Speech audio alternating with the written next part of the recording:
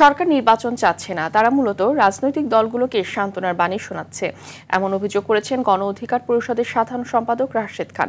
দুপুরে ঝিনাইদহের কালীগঞ্জে রাষ্ট্র সংস্কার ও আসন্ন জাতীয় সংসদ নির্বাচন শীর্ষক আলোচনা সভায় তিনি এসব কথা বলেন।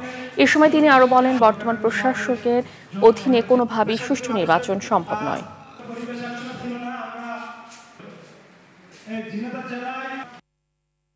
সরকার বলছে আমরা নির্বাচন করার জন্য মুখিয়ে আছি, কিন্তু আমরা সরাসরি আসনগুলোতে এসে দেখছি যে সরকার আসলে নির্বাচন করতে চাচ্ছে না। সরকার মূলত দলগুলোকে এক ধরনের সান্ত্বনার বাণী শোনাচ্ছে। আমি অনেকবার বলেছি, আওয়ামী লীগ যে ধরনের ফ্যাসিবাদী ব্যবস্থা কায়েম করেছিল, এই প্রশাসনের মাধ্যমে কোনোভাবেই সুষ্ঠু নির্বাচন সম্ভবপর নয়।